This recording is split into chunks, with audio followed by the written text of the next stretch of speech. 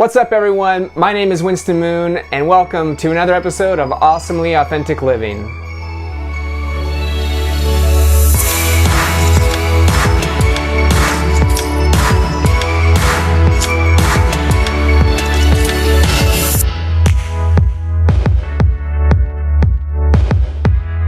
All right, my guest today is someone who has gone really deep with spirituality.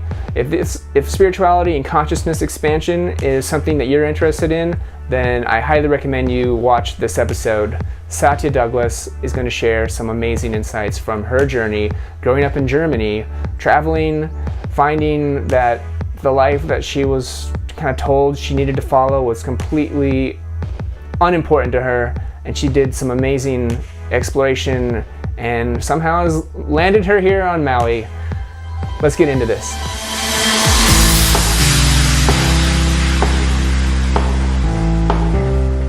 Yeah, my name is Satya Douglas, and I was born and brought up in Germany, and now I call Maui home. Maui felt like home the first time I put my first foot on this island in '83, I believe. And I hadn't seen the first palm tree, so something about the vibration of this place that really just resonated. You know, many say Haleakala is the heart chakra of the planet.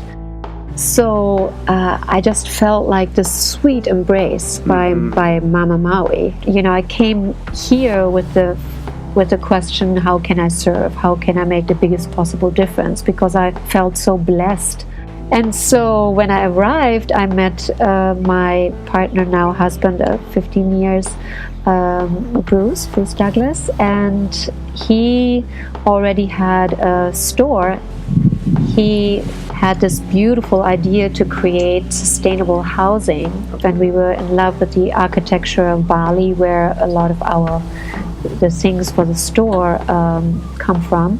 He began to design houses out of plantation-grown woods and treating them in natural ways, and so that all developed into mandala eco homes. Yes, we can ship them anywhere in the world, and really most anywhere. Places it's actually cheaper to ship to than to Hawaii.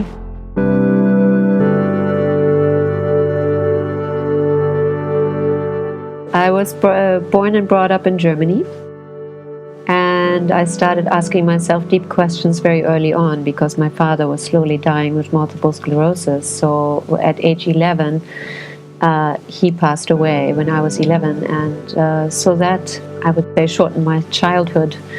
I remember at age 18, you know, when the question was up, what am I going to do with my life, you know, that I felt pretty depressed. I felt very trapped in the fear-based society that I was brought up in, and there were a lot of people that wanted to give me advice, but when I looked at them, I didn't want to live their lives, so I couldn't really recognize them as an authority for myself. And I noticed how much my life was stunted by fear. And I was asking myself, you know, is it possible to live beyond fear? Is it possible to live beyond being driven by fear?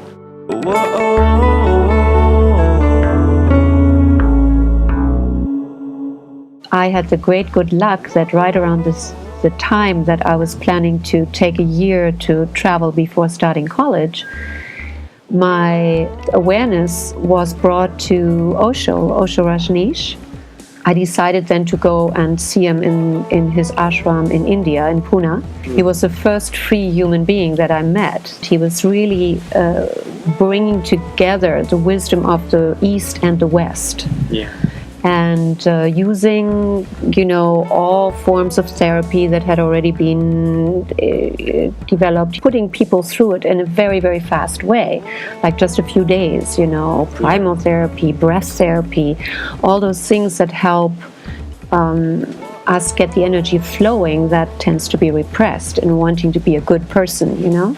He introduced us to meditation very, very quickly.